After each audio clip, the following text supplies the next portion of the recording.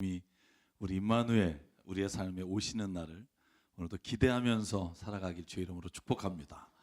여러분, 제가 지난주에는 기쁘시냐고 물었고 오늘은 이렇게 여쭤볼게요. 여러분 행복하십니까? 아멘. 네. 14분. 네. 아멘. 나머지 분들은 좀 많이 힘드신 것 같아요. 네. 여러분, 행복이라는 건 객관적인 지표가 없습니다. 어느 정도 누려야, 또 어느 정도 가져야 행복하고, 또 어느 정도를 내가 만족해야 행복한 건지 이런 객관적인 지표가 없습니다. 그런데요, 노벨 경제학상을 수상한 폴 사무엘스라는 교수가 이 행복 공식이라는 걸 만들었어요. 한번 여러분 대비시켜 보실래요? 쉽게 말하면 행복은 소유를 욕망으로 나눈 값이라는 거예요. 그러니까 소유가 아무리 많아도 욕망이 훨씬 크면 행복은 줄어든다는 거예요. 예를 들어 볼게요. 소유가 1000이에요.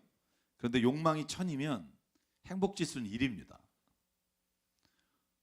오히려 소유가 1000인데 욕망이 10이면 행복지수는 100이 되는 거예요. 간단하잖아요. 그죠?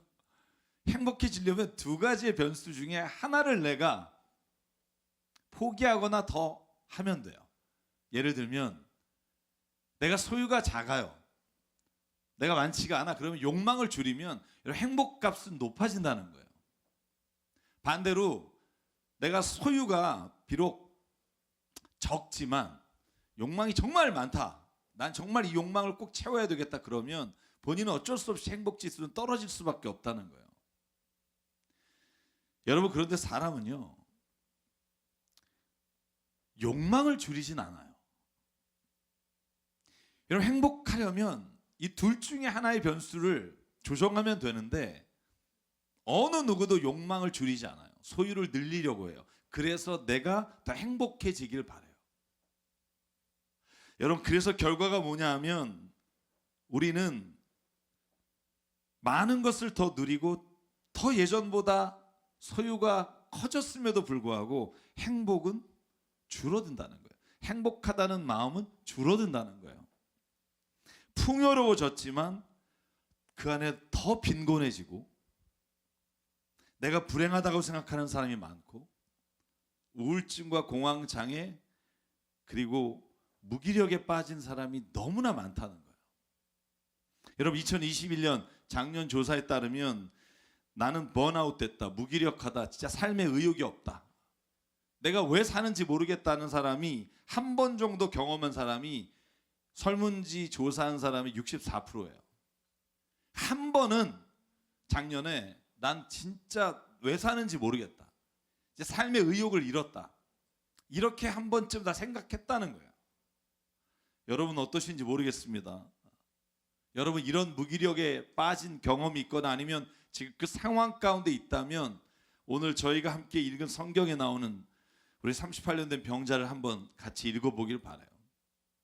근데 여러분, 제가 읽은 책 가운데 에릭 프로미스는 나는 왜 무기력을 되풀이하는가라는 책을 보면 이 무기력의 원인을 조금 다르게 봐요. 내가 왜 무기력하지? 내가 왜 아무것도 하기 싫지? 왜 인생이 무의미하지? 여러분, 그 이유를 이 책에서 이렇게 말합니다. 여러분, 19세기 이전에는 사람이 사람을 착취했다는 거예요. 예를 들면 노예제도라든가 아니면 산업혁명 이후에 많은 사람 노동자들이 착취를 당하면서 살았다는 거예요. 그래서 사람과 사람 사회 착취가 19세기를 지나가면서, 그러나 자유가 훨씬 더 증가하면서 타인에 의한 착취는 줄어들었다는 거예요. 여러분, 저도 세상을 보면 그런 것 같아요. 그런데 거기에 반해서 늘어난 게 있는데, 그건 바로 자기 자신이 자기의 욕망을 채우기 위해 자기 밖에 있는 목적을 취하기 위해 자기를 착취하는 현상이 훨씬 늘어났다는 거예요. 자기가 더 잘 되기 위해, 더 행복하기 위해 무언가를 소유하는 삶이 아니라 내가 무언가를 소유하기 위해 자기 자신을 착취하는 삶, 그게 우리의 무기력의 원인이라는 거예요. 여러분, 저는 이 책을 읽으면서 이런 생각은 해본 적이 없어요. 내가 열심히 살아서 뭔가를 더 얻어야지, 뭔가를 더 소유해야지. 그러면 내가 더 좋은 삶을 살게 될 거라고 생각했는데, 여러분 에릭 프로맨이라는 사람은 이렇게 말해요. 당신이 지금 당신의 삶을 당신의 목적과 욕망을 위해 자기를 착취하며 살고 있다고. 그러다 보니 다 가지면 내가 원하는 걸 얻으면 만족해야 되는데 오히려 나는 소외되고 더 무기력하고 내 안에 살아갈 이유를 잊어버리게 된다는 거예요. 성공이라는 목적을 위해 자기를 착취하는 현상, 이게 현대인에게 있는 무기력의 이유라는 거예요. 여러분, 저는요, 여러분이 다 그렇다고 생각하진 않지만 우리 안에 그런 마음이 있지 않은가를 한번 생각해 봤으면 좋겠어요. 자신이 원하는 물질을 얻기 위해 인격을 상실하게 된 세상, 나 자신의 진짜 나의 모습은 잃어버린 상태, 내 명함에 한 줄이라도 더 넣기 위해 애쓰지만 진짜 내가 원하는 게 뭔지에 대해 생각해 보지 않는 삶, 그게 현대인의 삶의 무의미와 무기력의 이유라는 거예요. 여러분, 이렇게 살기에 우리가 너무나 숨차요. 열심히 사는데 계속 그 안에서 뭔가를 내 자신이 만족하지를 못해요. 산 여러분, 오늘 이런 삶 가운데 있는 우리들에게 오늘 요한복음 5장에 나오는 이 병자의 이야기를 통해 하나님이 예수께서 무엇을 우리에게 말씀해 주시는지 듣기를 원합니다. 여러분, 오늘 주인공은요, 베데스다. 그런데 사실 이 베드자다라고 이 원래 발음이 이렇다고 해서 세번역엔 번역을 이렇게 했는데 저는 낯설어요. 베드자다. 그냥 베데스다라고 할게요. 베데스다 연못이라는 곳이 있어요. 여러분, 제가 성지를 갔을 때 그곳을 가봤습니다. 여러분도 아마 4월에 저희와 함께 이제 성지를 가기로 했잖아요. 4월 24일부터 5월 4일. 여러분 한번 힘을 내십시오. 그래서 성지에 가면 베데스다 연못에 아직도 연못이 복원돼서 있어요. 거기에 보면 그 중간중간에 돌이 있고요. 그 연못가에 병자들이 그냥 아무 바램 없이 딱 한 가지 바램을 가지고 앉아 있었다는 거예요. 그게 뭐냐 하면 천사가 나타나서 물이 움직이기 시작하면 그때 제일 먼저 들어가는 사람의 병은 낫는다는 전설이 있었어요. 그 이야기가 있었기 때문에 많은 환자들이 베데스다 연못가에서 물이 움직일 때까지 기다리고 있다가 제일 먼저 들어가는 사람이 병이 낫는다. 그래서 환자들이 가득 그곳에 대기하고 있었다는 거예요. 여러분, 1절과 2절에 보면 양의 문 곁에 베데스다 연못가에 38년 된 병자가 있었다고 말해요. 여러분, 3절 4절에 보면 물이 움직이기를 기다립니다. 여러분 생각해 보실래요? 거기 앉아 있는 사람들의 모습을. 가운데 연못이 있고요, 옆에 주변에 앉아 있는데 여기 땅이에요. 대기하고 있는 거예요. 그래서 움직이면 누가 먼저 튀어가느냐, 그죠? 얼마나 자리가 치열했겠어요. 아침에 일찍 온 사람은 그 연못 근처에 있을 거고 좀 늦게 오면 멀리 있으면 들어갈 확률이 적잖아요. 제가 볼 때 이 38년 된 명자는요, 적어도 그 연못가에 굉장히 오랫동안 터줏대감처럼 앉아 있었을 거라고요. 수많은 병자들이 나을 기회를 찾기 위해 거기에 앉아 있을 때 이 38년 된 병자를 예수께서 보셨어요. 성경은 오늘 이렇게 말해요. 그 환자의 병이 오래되었고 누워 있었다. 근데 여러분 그거 아세요? 이 환자의 병명이 안 나와요.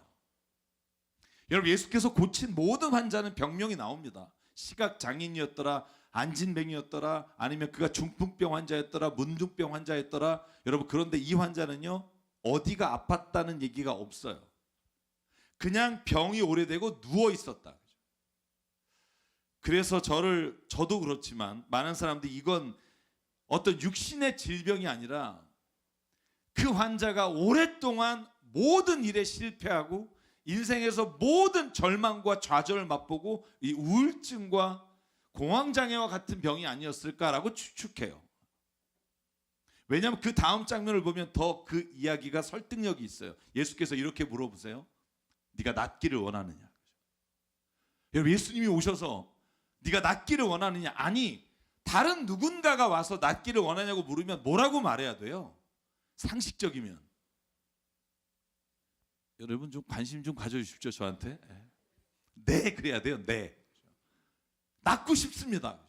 여러분 예수께서 물어본 모든 환자들은 그렇게 대답했어요. 여러분 누가복음 18장에 보시면 41절과 42절에 예수께서 시각장애인에게 이렇게 물어봐요. 내가 너에게 무엇을 해주기 원하니? 그랬더니 즉각 대답해요. 주님, 내가 볼 수 있기를 원합니다. 볼 수 있게 해주십시오. 그랬더니 예수께서 말합니다. 눈을 떠라, 네 믿음이 너를 구원했다.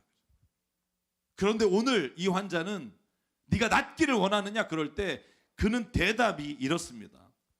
주님, 물이 움직일 때 나를 들어다가 못에 넣어줄 사람이 없어서 내가 가는 동안 남들이 먼저 못에 들어갑니다. 뭐예요? 낫고 싶다는 열망보다는 다른 사람에게 핑계를 돌리며 합리화하는 게 이 사람이 지금 하고 있는 일이에요. 제가 앞에 소개해드렸던 에릭 프롬의 책에 이렇게 돼 있어요. 인간이 무기력한 상태에 있을 때 가장 많이 하는 방법, 가장 잘 취하는 방법이 뭐냐면 자기 합리화래요. 변명. 자기의 무기력함을 자기의 탓으로 돌리지 않고 외부의 영향으로 인해 누군가로 인해 내가 이렇게 고통을 당한다고 합리화하면서 그 자신을 고치려고 하지 않는다는 거예요. 저는 전형적인 모습이라고 생각해요. 네가 낫기를 원하느냐? 그럼 이렇게 말해야죠. 주님, 낫기를 원합니다. 내가 새롭게 되기를 원합니다. 내가 변하기를 원합니다. 이대로 살기 않기를 원합니다. 여러분, 이 갈망이 있을 때 주님이 여러분과 저의 삶에 들어오셔서 우리를 변화시키는 능력을 주시는 줄 믿습니다. 그런데 이 친구는 그러질 못해요. 내가 가려고 할 때마다 다른 사람이 먼저 들어갑니다. 사람 여러분, 그런데 이 베데스다 연못가 환자는요, 예수께 그렇게 말했음에도 불구하고 예수가 8절에 이렇게 말해요. 일어나서 내 자리를 걷고 가지고 걸어가라. 네 자리를 들고 일어나 걸어가라. 여러분, 그랬더니요, 38년 된 환자예요. 자기 자리를 들고 일어나서 걸어가더라. 여러분, 이런 일이 어떻게 가능했을까요? 한번 생각해 보자고요. 예수께서 하신 일이라고는 딱 한마디 한 것밖에 없어요. 네 자리를 들고 일어나 걸어가라. 그랬더니 그는 일어나서 자리를 들고 걸어가더라. 38년 동안 하지 못했던 이 일, 나타나지 않았던 일이 어떻게 일어났을까 하는 거예요. 여러분, 저는 오늘 이 사건을 통해서 두 가지를 보려고 해요. 첫째는 뭐냐면 예수께서 이 사람을 바라보시는 시선이에요. 여러분, 이 다음에 논쟁이 있었다는 거 아시죠? 왜냐하면 이날은 안식일이었기 때문에. 안식일에 병자를 고치는 것은 유대인들은 옳지 않다고 여겼기 때문에. 여러분, 요한복음 5장 18절 그 뒤에 이렇게 기록되어 있습니다. 유대 사람들은 이 말씀 때문에 더욱더 예수를 죽이려고 하였다. 그것은 예수께서 안식일을 범하였을 뿐만 아니라 하나님을 자기 아버지라고 불러 자기를 하나님과 동등한 위치에 놓으셨기 때문이다. 여러분, 이게 사람 죽일 일인가요? 아니, 안식일에 병자를 고쳐줬다고 해서 사람을 죽이려고 했다는 거예요. 이 말의 의미는 이거예요. 그만큼 안식일에 병자를 낫게 하는 건 유대인들에게 심각한 죄라는 거예요. 죽일 만큼의 죄예요. 여러분, 이걸 베데스다 연못가에 앉아 있었던 환자가 몰랐을까요? 알았을 거예요. 뭐 어떤 누구도 안식일에는 자기에게 말도 걸지 않고 자기를 고치려고 시도하지도 않았을 거예요. 5장 10절에 보면 유대인들이 그 병이 나은 사람에게 이렇게 말해요. 오늘은 안식일인데 자리를 들고 가는 게 옳지 않다. 생각해 보실래요? 지금 병이 났으면 기뻐해야죠. 여러분, 우리 교인 중에 한 사람이 지금 병이 났는데 주일에 병이 났다고 주일에 병이 났는 게 옳지 않다 이렇게 말하는 사람은 이거 원수 아니에요? 옆에 있는 유대인들이 이렇게 말했다는 거예요. 그런데 그 자신이 행할 일로 자기가 당하게 될 핍박과 죽이려고 하는 일을 알면서도 예수는 그에게 이렇게 말해요. 일어나 걸어라.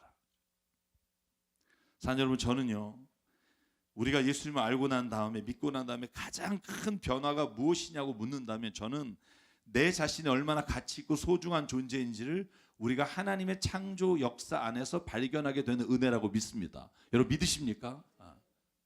세상은요, 내가 경쟁에서 실패하거나 아니면 내가 무엇인가 망해서 넘어지고 주저앉을 때 아, 저 사람은 실력이 없어, 저 사람은 저기까지야 라고 사람의 한계를 짓지만 여러분 성경은요, 그가 어떤 모습이든 어떤 실패를 했든 심지어 죄로 인해 그가 많은 사람에게 욕을 먹고 손가락질을 당하든 성경은 이렇게 말해요. 내가 널 사랑한다. 나는 너를 지금 그 부족한 모습 그대로 너를 받아들인다. 여러분 21세기의 자본주의 사회를 살아가는 우리는요, 소유가 곧 존재 가치예요. 얼마를 소유했느냐가 그 사람의 가치를 증명해야 되는 세상이 왔다고요. 여러분 미팅 소개할 때 늘 하는 말이 있어요. 그 사람 연봉이 얼마인데, 어디 다니는데. 여러분 이거 안 물어보는 사람이 없어요. 왜요? 그게 그 사람을 평가하는 기준이에요. 성경은 그런데 그렇게 하지 말라는 거예요. 한 생명은 그 생명 자체가 존귀하며 생명 자체가 하나님 보시기에 너무나 아름답다는 거예요. 여러분 이걸 잃어버린 세상을 한번 생각해 보시자고요. 이게 없는 세상이 살만한 세상일까요? 학력이든 연봉이든 직급이든 그것으로 자신을 증명해야만 내가 살아갈 가치와 이유와 존경을 받는 세상에 살아가면서 우리는 무기력할 수밖에 없다고요. 왜? 그것을 얻으려고 애쓰기 때문에. 그런데 그게 뜻대로 안 돼요. 그러니까 자꾸 무기력에 빠진다고요. 여러분 그때 성경이 우리에게 말하는 건 뭐예요? 이사야 43장 3절, 4절, 5절. 내가 너를 보배롭게 존귀하게 여기며 너를 사랑한다. 여러분 이 이스라엘 백성을 향해서 하나님이 말할 때가 어떤 때인 줄 아세요? 죄로 인해 예루살렘 성이 무너지고 바벨론이 쳐들어와서 그들을 포로로 끌고 갈 때 하나님이 약속하신 말씀이에요. 너 상관없어. 네 죄로 예루살렘이 무너졌든 바벨론의 포로가 됐든 나는 너를 보배롭고 존귀하게 여기며 사랑한다. 여러분 이 말씀이 저와 여러분에게 주시는 하나님의 음성이 되기를 원합니다. 사랑한다. 네가 오히려 없기 때문에 사랑하고, 네가 오히려 다른 사람에게 멸시를 당하기 때문에 사랑하고, 네가 오히려 지금 다 잃었기에 나는 너를 더 사랑한다. 여러분 이게 주님이 우리에게 주시는 세상과 다른 하나님이 우리를 바라보시는 시선이라고 저는 믿습니다. 이걸 놓치면 우리가 무엇을 갖든지 불행해요. 왜냐하면 여전히 그걸 지키지 않으면 우리가 갖고 있는 그 마음을 유지할 수 없기 때문이에요. 여러분 제가 인생의 가치에 대한 영상을 여러 개를 봅니다만 제가 아주 오래전에 여러분에게 소개한 적이 있을 거예요. 10년이 넘은 것 같아요. 근데 제가 얼마 전에 또 동영상을 봐서 여러분에게 똑같은 질문 드릴게요. 만약에 보신 분이 있어도 여러분 제가 오늘 돈을 좀 갖고 왔어요. 여러분에게 드리려고 한 분에게. 할렐루야. 네. 얼마나 좋아요, 그죠?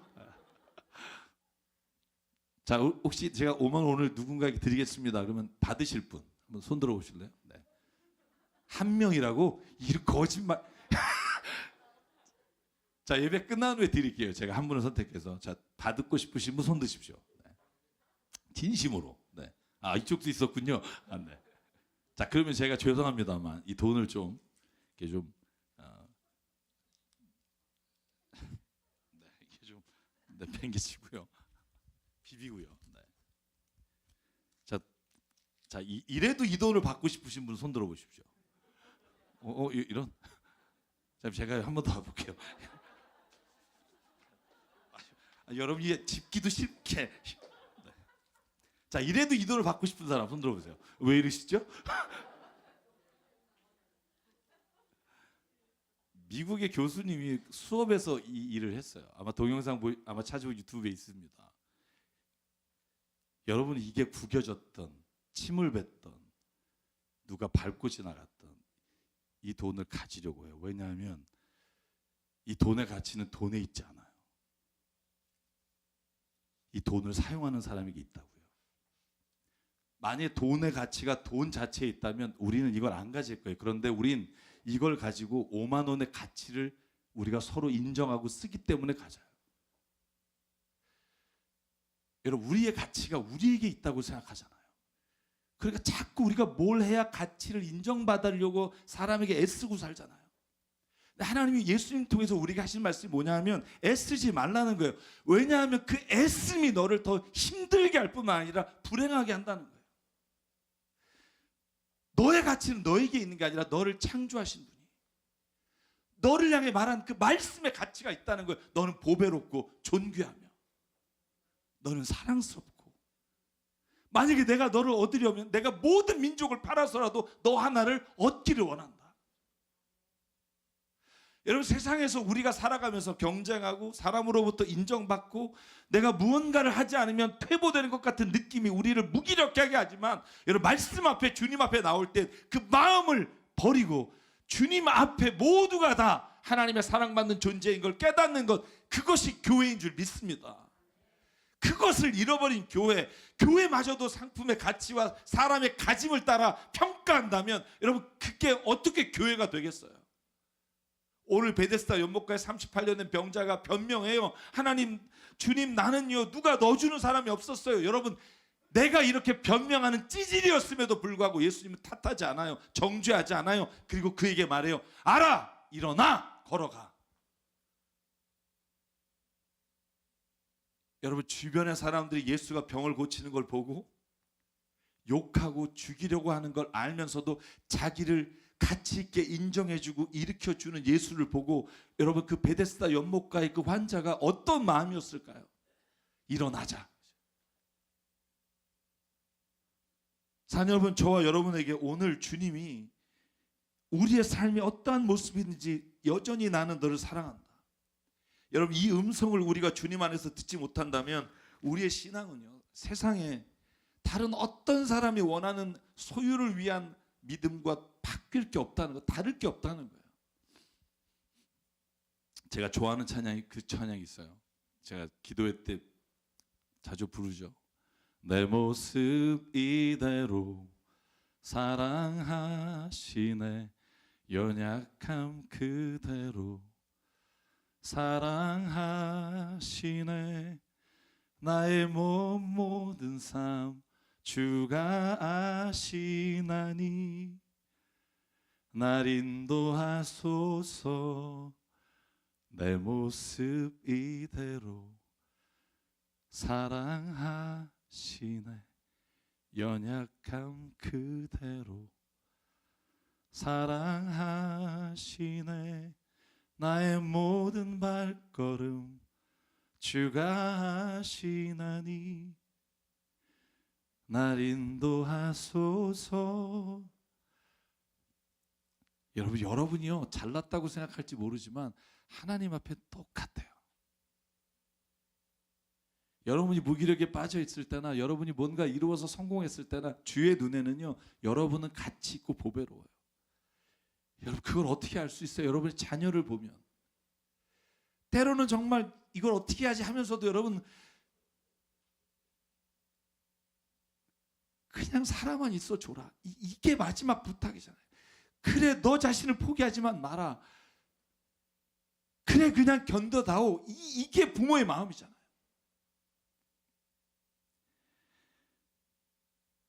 예수님은 이 무기력한 환자가 합류하고 변명을 늘어놓고 그 어떤 일을 해도 개의치 않으셨고 구원의 손길을 내미셨고 그를 무기력하면서 일으켜 주셨습니다. 그리고는 14절 이렇게 말씀하십니다. 보아라, 내가 말끔히 나았다. 여러분, 예수께서 다시 성전에서 그를 만나 주신 거예요. 왜일까요? 병 고치고 나갔더니 친구들과 유대 사람들이 욕하는 거예요. 너를 고친 게 누구냐 안식일에. 여러분, 그래서 너를 고친 사람 이름을 대라 그랬더니 뭐라 그래요? 병자가 나 사실 얼떨결에 고쳐서 이름을 몰라. 머리 긁고 있어요. 그러니까 예수께서 다시 성전에서 그를 만나 주셨어요. 그리고 이렇게 말씀하세요. 보아라, 네가 말끔히 났다. 다시는 죄를 짓지 마라. 그리하여 나쁜 일이 너에게 생기지 않도록 하라. 아멘. 여러분, 가늠하다 현장에서 잡힌 여인에게도 뭐라고 말해요? 너도 다시는 가서 죄 짓지 마라. 나도 너를 정죄하지 않겠다. 자, 여기서 죄를 짓지 마라 하는 말을 오해하지 마십시오. 여러분, 이 말은 죄로 인해 이 병이 왔다는 말이 아니에요. 왜냐하면 요한복음 9장에 보면 날 때부터 아버지 보지 못하는 사람에게 이게 아버지의 죄입니까? 이 사람의 죄입니까? 라고 말할 때 예수께서 말하죠. 누구의 죄도 아니라 하나님의 일을 드러내고자 합니다.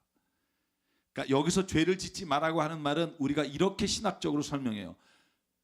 다시는 세상 사람들이 말하는 것처럼 하나님은 그런 분이라는 말을, 오해를 네가 갖고 살지 마라.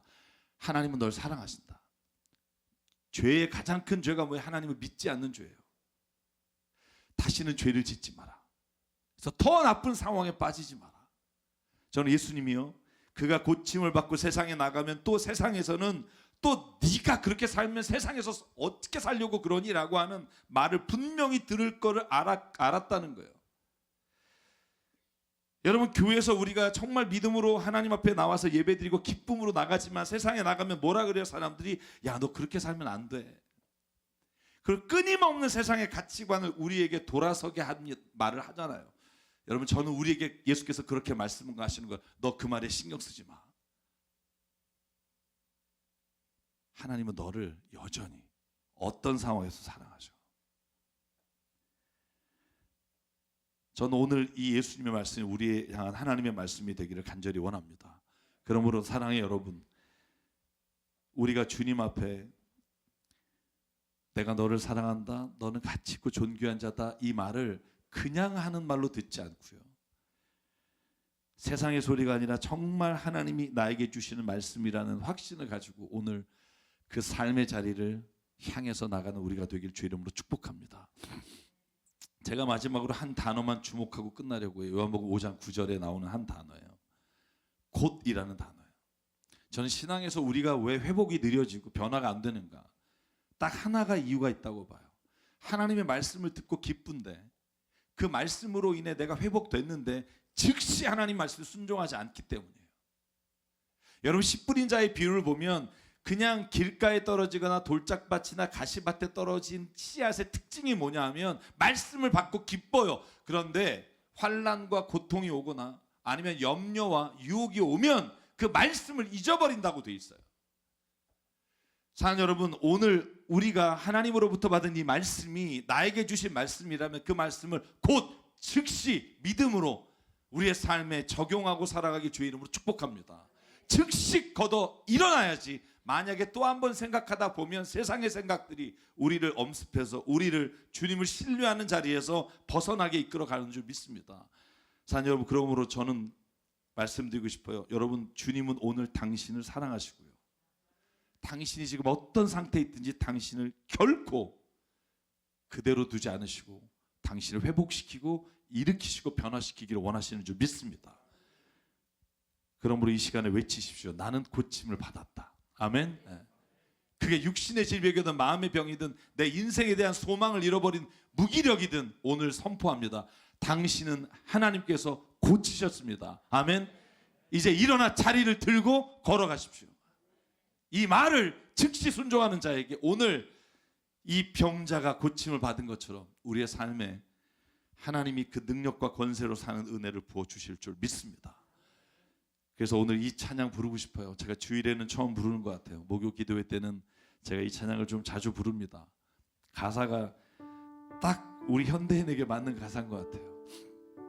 고단한 인생길 힘겨운 오늘도 예수 내 마음 아시네. 지나간 아픔도 마주할 세상도 예수 내 마음 아시네.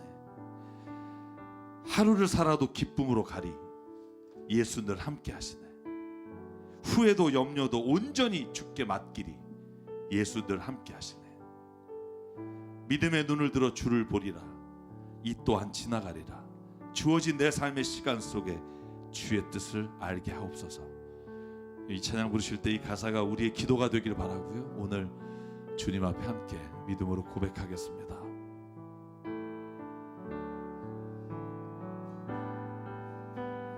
고단한 인생길 힘겨운 오늘도 예수 내 마음 아시네. 지나간 아픔도 마주할 세상도 예수 내 마음 아시네. 하루를 살아도 기쁨으로 가리 예수 늘 함께 하시네. 아멘. 후회도 염려도 온전히 맡기리.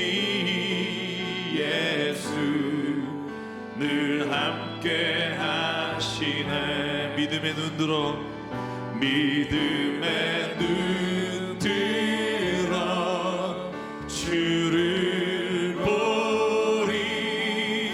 이 또한 지나가리라.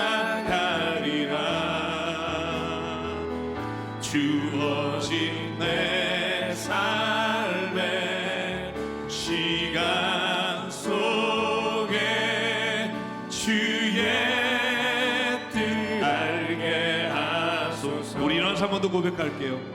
고단한 인생길, 고단한 인생길, 힘겨운 오늘도 예수 내 말을 아시네. 지나간 아픔도 마주할 세상도 예수 늘 함께 하시네. 하루를 살아도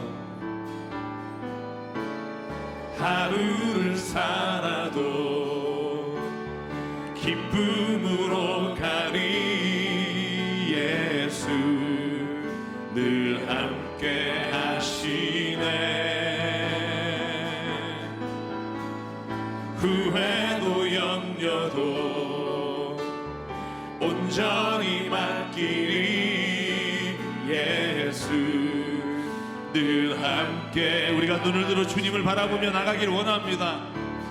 믿음의 눈 들어 주를 보리.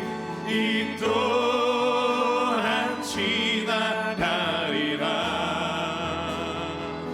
주어진 내 삶의 시간 속에 주의 뜻 알게 하소서. 믿음의 눈 들어. 아멘. 주님을 보기를 원합니다. 주님을 바라보기를 원합니다. 아멘. 보리 이 또한 지나가리라. 주어진 내 삶의 시간 속에 주의 뜻 알게 하소서. 우리 이 시간 주님께 함께 기도하실 때 내 삶의 무기력과 내 모든 후회와 염려의 삶, 또 걱정과 근심의 삶을 오늘 주님 앞에 다 내려놓기를 원합니다. 하나님, 온전히 주님이 나를 다시 가치 있는 인간으로, 가치 있는 존재로 부르셨음을, 하나님 오늘도 사랑받는 존재임을, 내가 애쓰려고 하는 게 아니라 내 본래 그런 인간임을 하나님 오늘도 주의 말씀 안에 회복하여 주시고, 아버지 담대하게 주님과 함께 살기를 원합니다. 오늘 말씀을 기억하며 이 시간 주님 앞에 우리가 합심해서 결단하며 기도하겠습니다. 상관의 하나님 감사합니다. 오늘도 주님이 우리를 부르시고 아버지 믿음의 자리에 하나님 나와 하나님의 성도와 함께 아버지가 하나님의 길을 향해 걸어갈 수 있게 하시니 감사합니다. 아버지 하나님 이 시간 간절히 기도합니다. 내 안에 있는 무너졌던 모든 장막들이 일어나게 하시니 하나님과 함께 아버지 세상을 향해 담대하게 첫발을 내딛게 하여 주시옵소서. 아버지가 가진 것이 없어도 내가 무엇인가 부족하여도 하나님을 책망하는 자가 아니라 오히려 그것을 통해 주님을 만나기를 원하는 하나님과 동행하기를 원하시는 분이시오. 아버지 하나님 바로 이 시간 주님이 우리를 붙잡아 주시고 성령 가운데 하나님 인도하여 주시고 그러므로 말미암아 주저앉았던 심령이 일어나게 하시고 내 마음의 무기력한 마음이 다시 힘을 얻어 하나님과 함께 아버지와 살아가는 데 내려놓아 주시고 내 마음이 아니라 하나님의 마음으로 아버지 나를 바라보며 살아갈 수 있게 하나님 역사하여 주시옵소서. 아버지 하나님 기도의 제목이 너무나도 많습니다.